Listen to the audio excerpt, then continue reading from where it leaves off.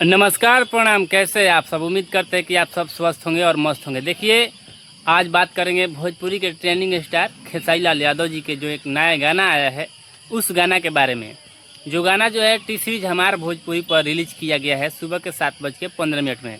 बहुत सारे जो लोग हैं इस गाना को सुन चुके होंगे, और जो भी भाई इस गाना को नहीं सुने हैं तो आप लोग टी सीरीज हमार भोजपुरी पर जाइए और उस गाना का सुनिए और खूब आनंद और प्यार आशीर्वाद बरसाइए भोजपुरी के ट्रेंडिंग स्टार खेसारी लाल यादव जी के ऊपर।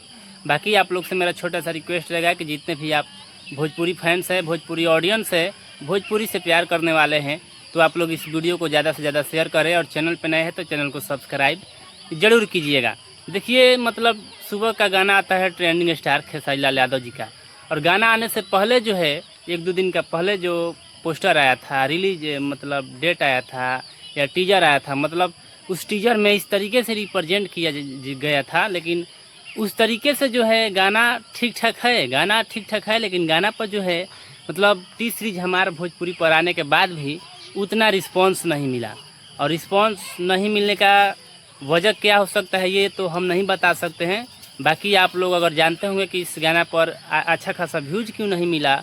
अभी व्यूज जो है 7 लाख के प्रोक्स उसका व्यूज दिखा रहा है, बाकी 10 घंटा हो गया, और लाइक्स जो है 31,000। मतलब इतना बड़ा हस्ती का, मतलब ट्रेंडिंग स्टार खेसारी लाल यादव जी का 1 से 2 घंटा में इतना जो लाइक्स है जाना चाहिए था। बाकी कंपनी कोई भी हो, मगर खेसारी भैया का गाना जब भी आता है तो एक लेवल का गाना आता है। लेकिन इस गाना में जो है मतलब हर चीज़ अच्छा है, एक्ट्रेस भी अच्छा है, और इस गाना को मतलब म्यूजिक भी अच्छा दिए हैं श्याम सुंदर जी, और लिरिक्स जो है कृष्णा बेदर्दी का दिया हुआ है। बाकी गाना जो है बहुत ही बेस्ट है, हमें मस्त लगा।